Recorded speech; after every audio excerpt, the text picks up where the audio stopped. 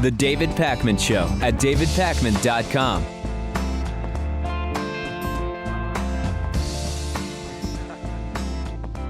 Starting today with a quick correction. Yesterday I mentioned that NFL draftee Michael Sam had been awarded the Heisman Trophy. I've been advised that that was not correct. He was awarded the SEC's Defensive Player of the Year award. Now that we've gotten that out of the way, I want to talk a little bit about the World Cup. Lewis, as you know, I love the World Cup. I'm from Argentina. Soccer is a huge sport there. Every 4 years, I love watching the World Cup. At the same time, I am acutely aware of the horrible conditions that often plague the lower classes in and around both World Cup and Olympic venues. We're seeing protests in Brazil, the location of next month's World Cup.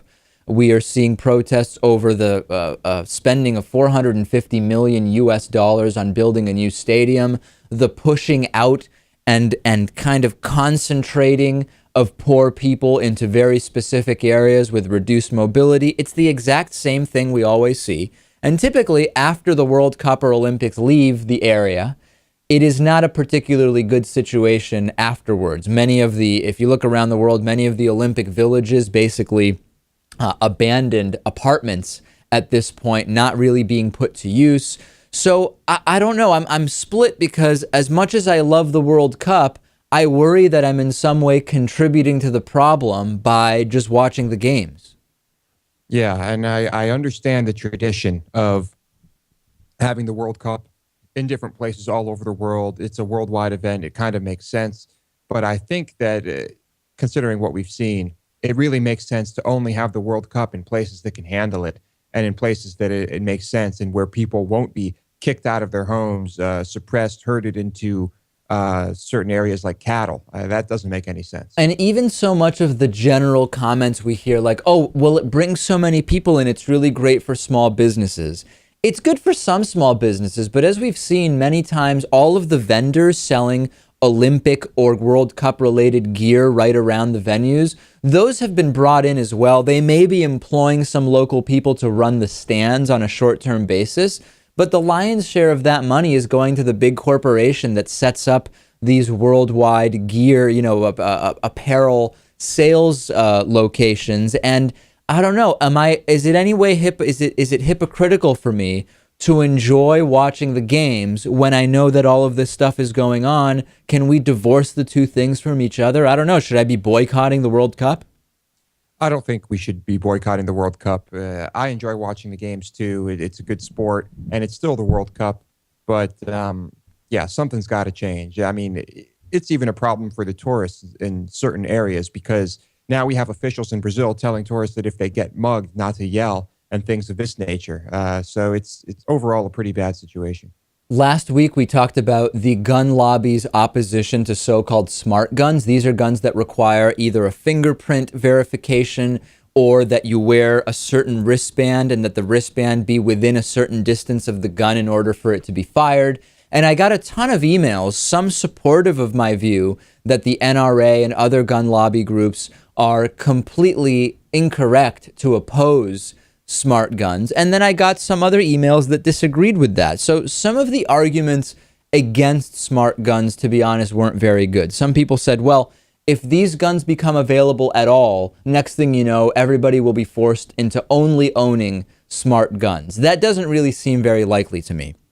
At the same time, I got an email from a police officer who said, I write to you from the perspective of a liberal who also supports gun rights. In reference to your story about smart gun technology, which has been attacked by some of the more traditional gun lobbies like the NRA and Gun Owners of America, I may be able to shed some light on the issue from a more grounded and level-headed point of view. As a police officer and gun owner myself, I would be weary of purchasing one of these firearms for my own use, either at work or home.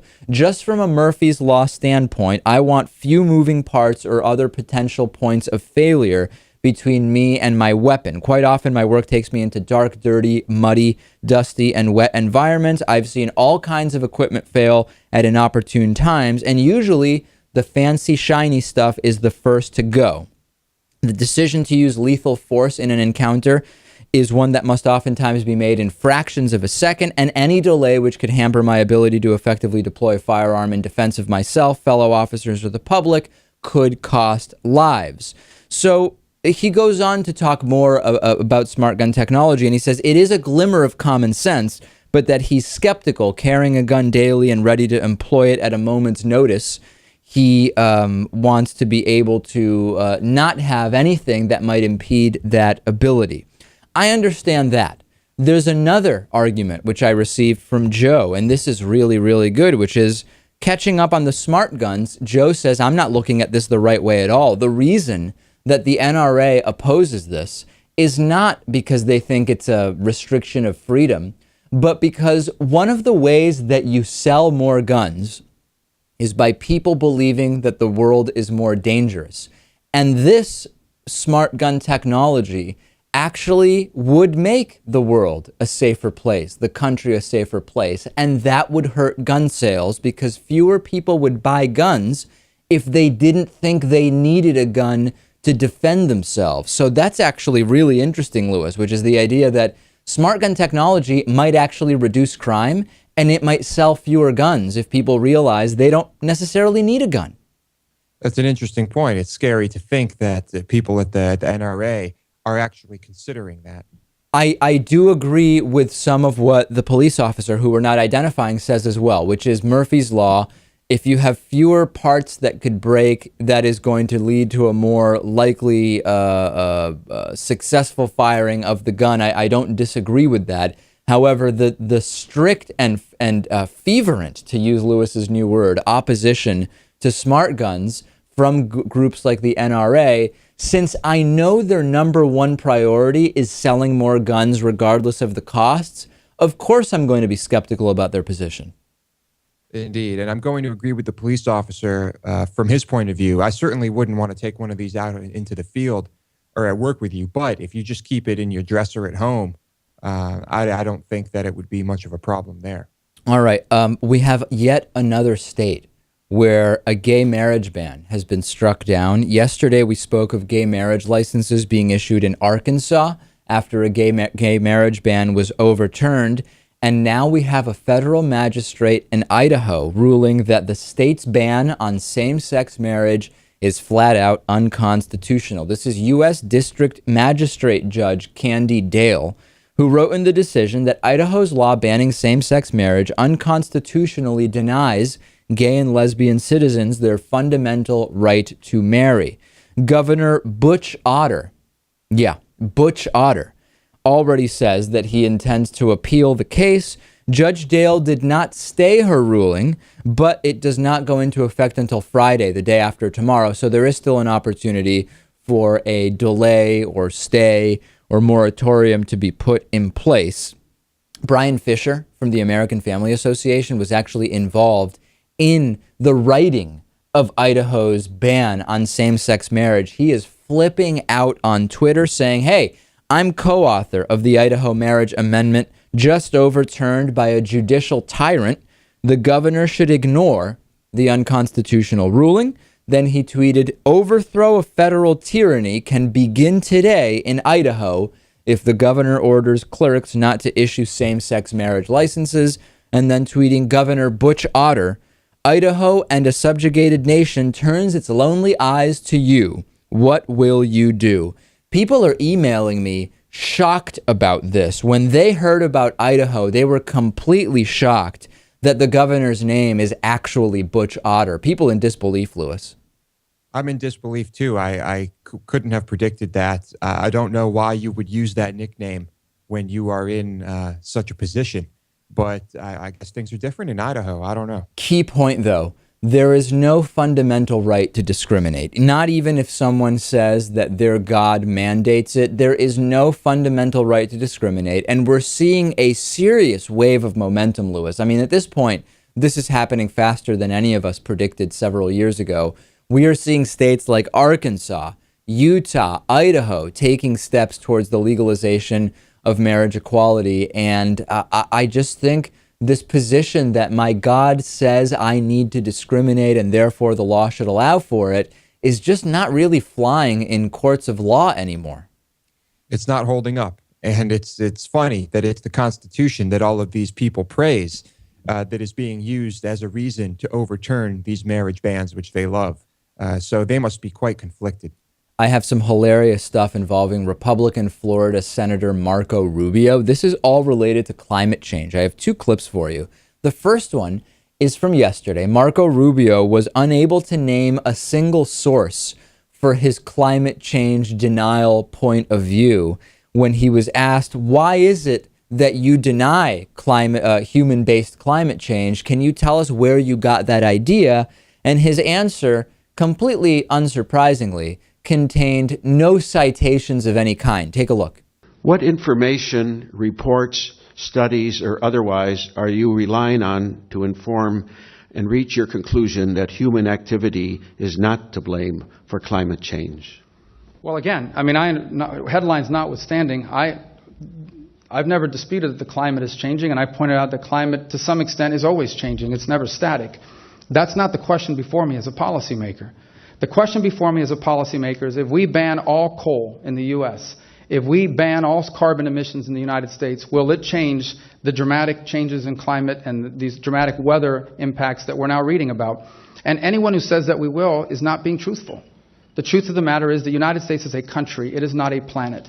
Yeah, completely unrelated statements. Not only is his answer not an answer to the question, what evidence do you have that humans are having no effect on climate?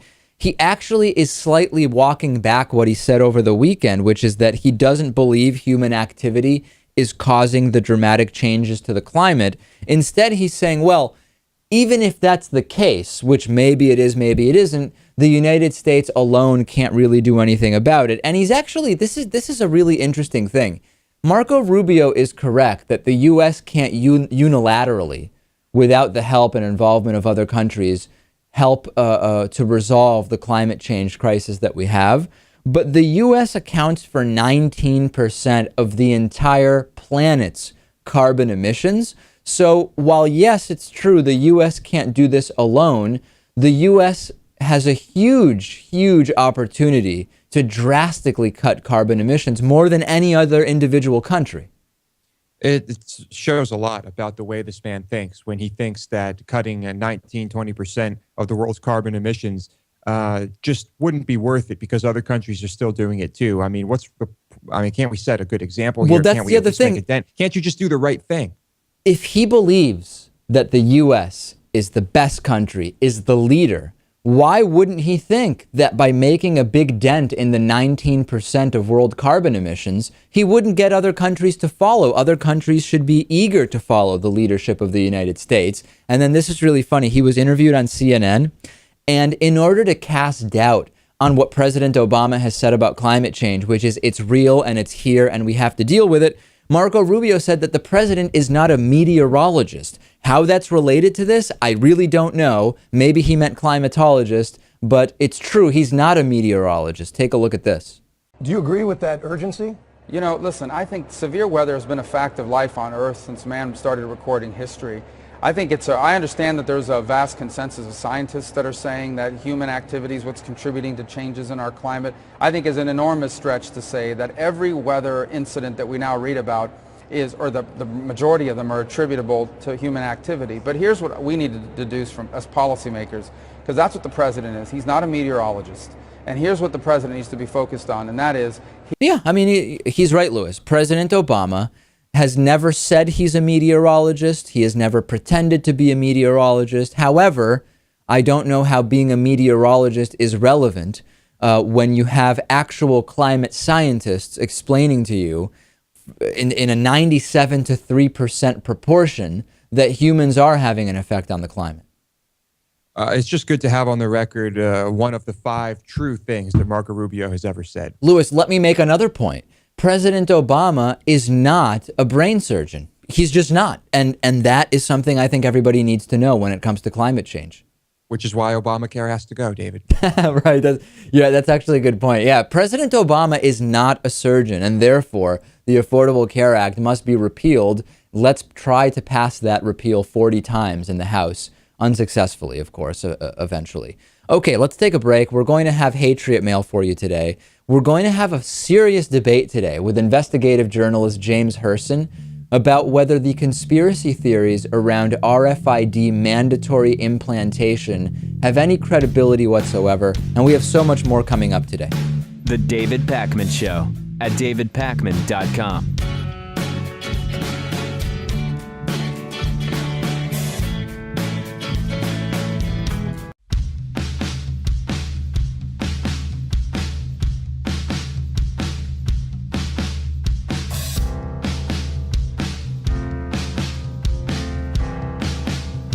Welcome back to the David Pakman Show. The David Pakman Show membership program is made possible in part by liberalbias.com. Liberalbias.com refuses to have their theories and graphs dictated by liberal fact checkers. Find out how you too can free yourself from the oppression of liberal bias at liberalbias.com. Today's new member of the day is Glenn Alderman. Glenn is a great guy, and you can join Glenn and receive all of the great David Pakman Show member benefits at davidpakman.com/membership. It is Wednesday. It is time for Hatriot Mail. The right of the people to keep and bear hate shall not be infringed. Patriot Mail. Written by patriots who hate David Pakman. Because America. And because freedom. I will warn you, if there are children in the room, today's Hatriot Mail contains some graphic language and depictions of sexual activity, obviously all implying that either Lewis or I are gay, which is a pretty common thing. All right, let's take a listen to this. God made you in His image. Why do you insist upon soiling it? You have to be a man. Why do you insist upon acting like a child? When I see you, I think, oh my word, this world has gone to hell. Where have all the godly men gone to? Cut your hair, bulk up your muscles, bang some pussy. Stop being a pussy. The cut your hair thing is weird, Lewis, because, all the other stuff is like, whatever. It's a typical type of patriotic rhetoric. But we both have relatively short hair, particularly at this point and for the last few months. Yeah, it's interesting that someone thinks that godly men have short hair. I'm pretty sure Jesus had long hair. I don't know. I think that's how it was. But Lewis, that's obviously an incorrect depiction. You should know that by now. Hey, those anti-gay twins that were fired from HGTV have gone completely out of their mind. They started off just being kind of like moderately completely nuts, right? With saying that they don't hate gay people, but they hate the gay agenda, which, by the way, is an agenda of equality. Then they started talking about the altars of Moloch in front of an abortion clinic. There we had that video. So now I was like, okay, these guys might be a little bit off. Now they've gone completely unhinged, talking about how there is the gay agenda is actually the agenda of the devil. And they went on the Glenn Beck program. They had it set up where they're just kind of all casually sitting around, just having a very honest conversation with Glenn Beck. And I'll just play for you some of the stuff they said. I mean, this is just utter insanity. When we were on TV, we were talking about the same agenda that has now pushed you out is now holding up Michael Sam. Michael Sam's his name, right? Yeah, holding up Michael Sam. But you said that same agenda is going to knock him down. If he speaks against it or changes his lifestyle, whatever. It's the same spirit, just a different glove. The same fist that's punching America has been punching nations from the beginning of time. Well, I'm shocked at how many people don't recognize this is the same spirit that has happened over and over again in history, much of which in Eastern Europe and Germany, the same kind of things. I don't know how you guys feel about this. We're headed down the book burning road. We really are. Absolutely. I mean, didn't Caesar say, just give them bread and circuses and I'll control the empire? But here's a key thing to remember. Did I interrupt you on your thought? Because I love interrupting you. But a key thing to remember is God versus the devil. The battle is in the spirit. if we get off and we focus on physical, that's why if you say the homosexual community is the enemy and they're doing this, no, it's not the homosexual community. It's God versus the devil. I don't get why these guys were even spending time flipping houses. Clearly their calling is to be completely extremist religious nuts, because this is now reaching a level, Lewis, where HGTV is probably observing this stuff saying, wow, are we glad we got rid of these guys, because this is just utter insanity. Yeah, that was a great move. Very smart. They should just be flipping Bible pages, I guess. I don't know. Later on, though, Lewis, later on in the interview, David Benham talked to Glenn Beck about the story of an evil biblical sorcerer who owned a donkey, and noted that the Democratic Party also uses a donkey as its symbol. So, yeah. I think I get it, Dave. I think that means Democrats are part of the devil's agenda, right? Oh, absolutely. No question about it. Because, I mean, a donkey, Lewis, of course. And these are people that are clearly completely disconnected from reality. I don't understand how you could have these beliefs and not be in a mental institution. I mean, I really don't. This is not about spirituality and saying people who are spiritual or religious are at their face, out of their minds. This is an extreme. This is an aberration. We hear them use the term aberration all the time. This is the real aberration. I mean, the altars of Moloch, the devil's gay agenda. This is just, these are graduates of the Donald Sterling School of not knowing when to shut your mouth, I think. I think we can agree on that. But I would like to point out that everything is relative, and still compared to people like the Westboro Baptist Church, they're on the mild side. Pat Robertson now says that it's dumb to believe in young earth creationism. He was fielding a question about some confusion around young earth creationism on the 700 Club show, and this is what he had to say. I love the show and watch daily. I have heard arguments from both sides of whether our Earth is 6,000 years old or billions of years old. And I know you support the old Earth position. My question to you is, how can we conceive that there were millions of years between Adam and Noah, and millions of years between Noah and Abraham, and more millions between Abraham and Moses and King David and Daniel and the Apostle Paul? And now, 2,000 years later, here we are. Please explain. I think you're setting up a premise that's inaccurate. I appreciate the fact that you're trying to grapple with it, and this old Earth, new Earth. The truth is, you have to be deaf, dumb, and blind to think that this Earth that we live in only has 6,000 years of existence. It just doesn't. I'm sorry.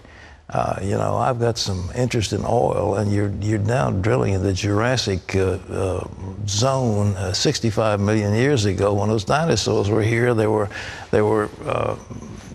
rotting in the earth and making oil. And there's no question about it. There's no question that there were dinosaurs, and no question that radiocarbon dating, there were 65 million.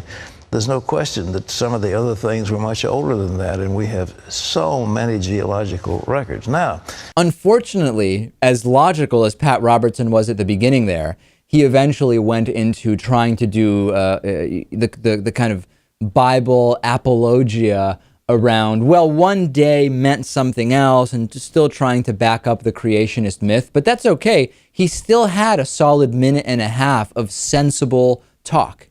It's not the first time Pat Robertson has said this. It makes sense.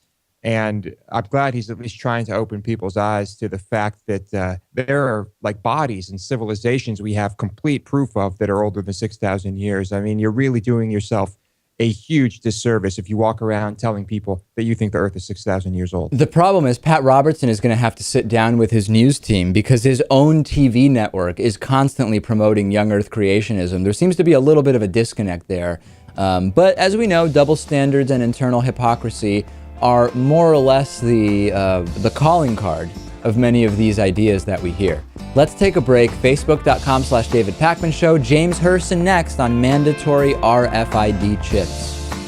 The David Pakman Show at davidpakman.com.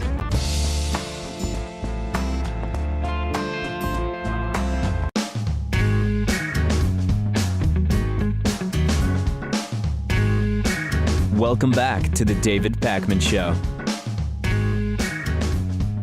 I'm joined today by James Herson. He's a New York Times best-selling author, commentator, media analyst, and law professor. James is also the co-founder and chief legal counsel for internationalesq.com, which is a legal think tank and educational institute for the study of law in the media.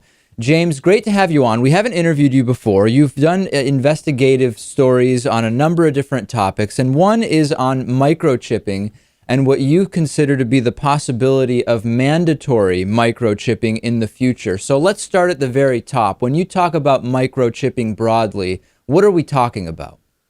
Well, we're talking about a small computer chip getting smaller and smaller, known as a radio frequency identification chip. These chips send out signals that can be used to identify. They're in the form of either numbers or alphanumeric code or computer code. They also can be tied to databases, and they're small enough to be injected with a hypodermic needle. And they are placed routinely today across the world in animals for identification of animals. The thing that's happened, you mentioned that about this view of mandatory microchipping being my opinion. It's actually the opinion of many respected academics who have now sort of joined the mainstream. They call themselves transhumanists. These are people who believe that the future of mankind, or the next step for human beings, is to become one with technology, kind of a cyborg. As a matter of fact, one of them, Dr. Kevin Warwick, his nickname is Captain Cyborg.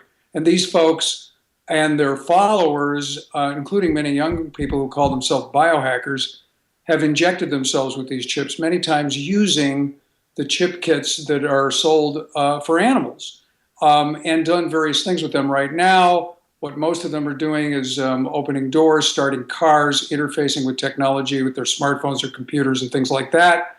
Although Dr. Warwick did an experiment where he was able to move a robot arm thousands of miles away by placing his chip into the internet, much like a sort of preview of Johnny Depp's film Transcendence, which viewed the future of somebody uploading their personality into a quantum computer and ultimately into the internet. Right. Yeah. See, my concern is, and I'm very interested in this because we've interviewed transhumanists. We have scientists on the program all the time. We try to stay on top of new technologies. But the problem is we have a serious level of threat inflation in this country around so many things. And the RFID mandatory microchipping ideas, while you're right that there are some so-called transhumanist scientists who think at some point there might be mandatory microchipping, this idea about humans combining with technology is not really a new idea, right? Or combining with machines, pacemakers, contact lenses, prosthetic limbs. The idea that the RFID chip is a drastically different combination of humans and machines than all of the others seems to be at its face just incorrect. And it's the basis, as you said, for so many of these theories. Well, I think it is different, and here's why. Yeah. We have two trend lines that are very disturbing. One of them on its own would not be. Moore's law says that technology increases geometrically every 18 months, and we've seen that. We now carry around a smartphone that has the computer power of a computer 30 years ago that would be on an entire floor of a college campus. So we see the technology increasing. But we have to stop there, though, James. That's not even Moore's law, right? You're misstating Moore's law. I assume you know that that's not what it is, or maybe you don't. Moore's law is just that in the history of computing hardware, the number of transistors on integrated circuits doubles approximately every 2 years. What you're saying is not completely unrelated, but that wasn't Moore's law. Okay, well, thank you for that correction.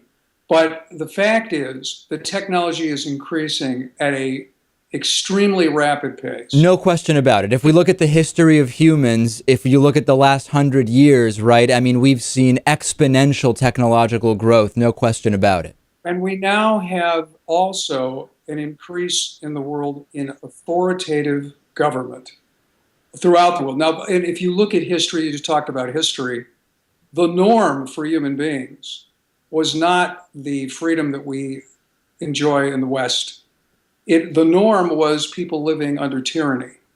And when you have an increase in tyranny and an increase in technology, there is cause for concern. We had Edward Snowden's revelations. We have had a mandate passed and blessed by the United States Supreme Court that says that the law requires every citizen of the United States to make a purchase. That same precedent can easily be applied to what both political parties are pushing for, a national ID card. And we've all seen this sort of evolution from ID cards to RFID technology already in my home state of Illinois, where I'm originally from. Two big retail chains no longer use credit cards. They use the swipe of fingerprints. And I can see it easily a time where a mandatory microchip would be required. Let me give you one example. The NBC News recently had a story, and they were extolling the positives of a microchip. And the way they did it, of course, is with a victim. And that was an individual who was taken to the emergency room and who died because they couldn't get access to the individual's medical records. And gee, if they only would have had a little implanted chip like their pet does, that could have had access to a database that would have, in fact, supplied the medical information. Sure, but at the same time, there would be many other methods also, right? I mean, if we had a better system of nationalized electronic medical records, there are countless ways in which that particular situation could have been avoided. Well, but not, for example, if you have an elderly patient who doesn't have ID and doesn't have something that would tie into their medical records, they're brought to the hospital unconscious. There's a whole bunch of reasons and ways that this is now slowly being sold. Right. And I think that's one of them. And the fact is, the RFID technology, as we talked about, is getting smaller and increasing. And it's something that, when we look at the healthcare law, easily, right now, based on the 2,700 pages and the huge delegation that Congress gave to the executive branch, the successor to Kathleen Sebelius could implement a mandatory chip as a prerequisite for the Affordable Care Act. But see here, James, here now you're really serving up the meat of this to me on a T, because this is exactly where I think we're crossing over into the weeds, which is that the hypothetical you're suggesting, there were countless articles saying that there was mandatory microchipping, that there were such provisions in the Affordable Care Act. There were connections with the religious right claiming that RFID chips are the, quote, mark of the beast. And you're literally, hold on now, you're literally crossing over now into the extremist territory. And my view here, okay, no, I understand you didn't say that. And yeah, go ahead. Wait. Yeah. Don't put words in my mouth. I wasn't. I did not say that it was in the act. I didn't accuse you of saying that, though, James. Those stories were false. Right. Those stories were false. Correct. It is true that the law is so ambiguous that if the executive branch, through HHS, decided today right.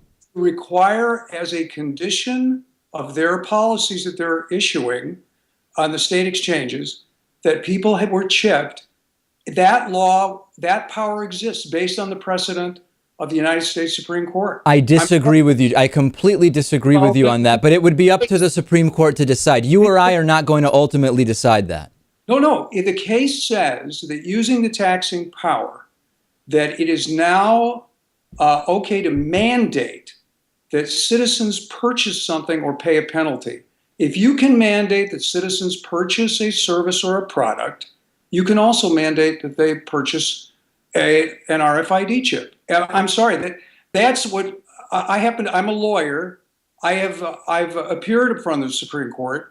That's what lawyers argue. But James, if we're going to go down that road, you must admit that saying RFID chip is completely arbitrary. In other words, under that logic, we could be saying, hey, if they wanted to, they could mandate people purchase anything at all. And then it makes makes the conversation about the RFID chip completely irrelevant. Now, you know the history, for example, of Verichip, and you understand that Verichip got in trouble with their public relations because they did, in fact, implant 200 of these RFID chips into the elderly that were in a nursing home without the proper approvals of government, many of whom could not consent. And now they've changed their name to Positive ID, a much more sunshiny name. That's fine, but James, that's a private company. That's a private company. Let me step back for a second. The broad point I want to make, and we are running short on time, as fascinating as I find this, is that I don't think, unlike you, that there's anything unique about RFID technology compared to other technology, in the sense that, as for all of human history, every new technology has been both, number one, subject to interference and surveillance, and number two, subject to misuse. And I don't think, and I've not been convinced, that there's anything different about RFID technology. Oh, there's something very different. RFID technology is so small, it goes into the body, and as long as, of course, the lifespan of the chip exists, it's stuck in the body. And if it's injected in the body, theoretically, and forgive me, you're going to accuse me of wearing a tinfoil hat, but it can be injected without people knowing. And we have a history of governments doing this sort of thing. I mean, did we know until Edward Snowden told us about the surveillance? Absolutely. Anybody who was paying even the most remote attention after 9/11 and saw what was passed was absolutely not even remotely surprised by the revelations of Edward Snowden. Please, the Patriot Act is a tiny microcosm compared to what Snowden revealed. And no one was surprised. Then why is Snowden hiding in Russia? I mean, the fact is... Well, because he broke laws and he doesn't want to get arrested. Huge amounts of metadata. The public was totally unaware. Greg Greenwald is being heralded for his reporting on this. He has a book out on it. It was a surprise. All right. Fair enough. James Hurston, it is a fascinating discussion. New York Times bestselling author, commentator, media analyst, law professor. We didn't agree, but that's okay. Very interesting conversation. Thanks for being with us. Okay, thanks for having me. The David Pakman Show at davidpakman.com.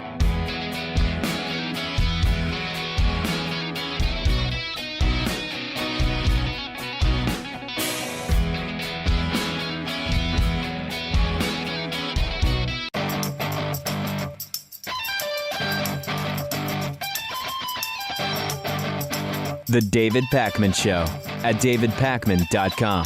Police in Michigan have killed a woman's 10-month-old puppy. The puppy was fenced in at the time. Their explanation is that the puppy was a threat. A woman in Michigan is in shock after a Redford Township police officer shot her 10-month-old lab pit bull mix while chasing a suspect through her fenced-in yard, which did have a "Beware of Dog" sign. Redford Township Police said that an officer looked through the window of Bianca Alexson's home, saw the suspect that they were chasing, so the police officer entered the backyard through an unsecured gate around midnight on Sunday. The officer fired a round at the 10-month-old lab pit bull mix puppy after he claimed to be in fear for his safety, police said. When the dog continued to advance, he fired again, killing the animal. Alexson's boyfriend was taken into custody for interfering with the investigation. The boyfriend recalled asking police, "You guys just shoot my dog?" They said, "No, you need to go in the house. Try to tell me I was resisting arrest. I was breaking down hysterically in the backseat of the cop car crying. I didn't know what to do." The woman and her boyfriend told WDIV that their puppy was not an aggressive animal. Remember, Lewis, he was 10 months old.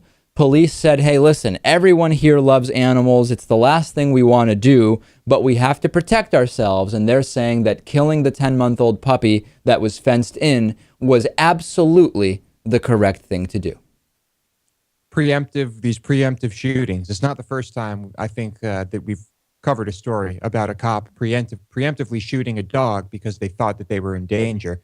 It just can't be legal. I don't know about the legality of it, but it certainly shouldn't be legal. Let's put aside the systemic anti-pit bull bias that exists here, because I got a few emails about that, but it actually was dark, and it's a lab mix, and a lot of pit bull terriers look like labs, especially when they're puppies. I actually have no real reason to think that that's actually the crux of this, but a 10-month-old puppy that's fenced in. Now, if the police say, well, listen, the sign said beware of dog, so we had every reason to think that the dog was dangerous, would that be a valid excuse in your mind, Lewis? It would certainly help. It would help their story. I don't know if that would validate a preemptive shooting of the dog. A Belgian-born woman wrote a best-selling memoir about her time fleeing and fighting Nazis during the Second World War. It turns out the entire story was made up, and she will have to repay the publishers $22 million. Misha de Fonseca and her co-author, Vera Lee, published a book called Misha, A Memoir of the Holocaust Years. It was published in 1997. Now, even before it was published, authors were asked to write blurbs for the book, including Lawrence Langer, author of Holocaust Testimonies, warned the publisher that some of the stories being told here weren't really ringing true. For example, one of the stories being told in the book by the authors is that they were adopted by abusive Roman Catholics, subsequently ran away, and were raised by a pack of wolves. Lewis, would that have been a red flag for you, that they said they were raised by wolves? Immediate red flag, yes, complete bull. I would not buy that for a second. The question is, will Newt Gingrich or Mike Huckabee return any of their publishing money? They've become so-called history authors, and they've completely rewritten history in a way disconnected from every shred of evidence we have. I don't hear anyone calling for them to give the money back. They probably should, though. Probably. I think we can add George Bush to that, too. Sadly, this is probably going to serve as some level of fuel for Holocaust deniers just looking for anything to grasp onto. Yeah, but David, this is the type of thing they eat right up. It's part of the big conspiracy. We have a voicemail number. The voicemail number is 219-2-DAVID-P. You can leave us voicemails anytime. Here's one voicemail we received. Oh, hey, David. I was just watching your video reaction to anti-gay HGTV twins. They're clearly gay. Right. And how most of your audience was saying how they're clearly gay by the way they look or whatever. And I just find that really funny because I remember me and many other people probably as well, because you've played voicemails about it, thought that you and Lewis were gay together. And after commenting that, we were called closet cased or, self-hating gay for commenting that. But then it turns around and your audience is doing the exact same thing, but for celebrities. I thought that was kind of weird. Yeah, so there's there's two misunderstandings. Number one is there is a long track record of those who are very anti-gay actually being gay, and there's a lot of analysis of why that may be. There is no real track record of people who claim to be straight but are for gay rights actually being gay, right? That's not a thing. So number one, the situations are very different, but we're really just talking about what people are saying in YouTube comments. Both the responses you're referring to as well as that entire segment was based on what people were saying in reaction to our video. So it sounds really like that's an issue you should take up with those people on YouTube. I don't know what to tell you. Here's one more voicemail today. David Packman, this is Troy York from Athens, Alabama.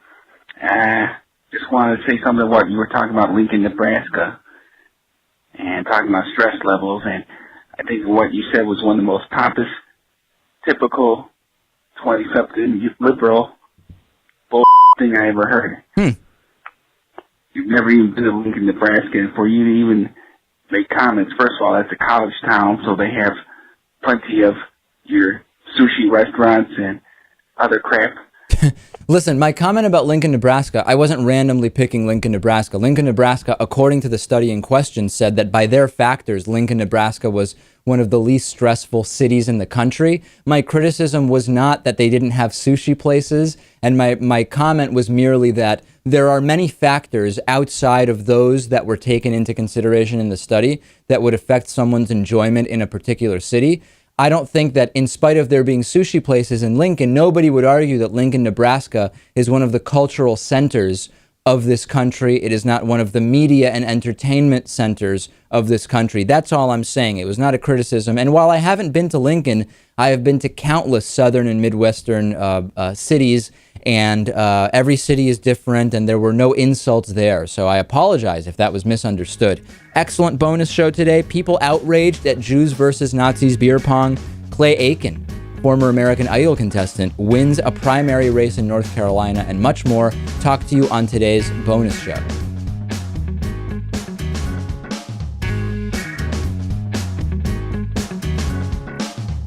The David Pakman Show at davidpakman.com.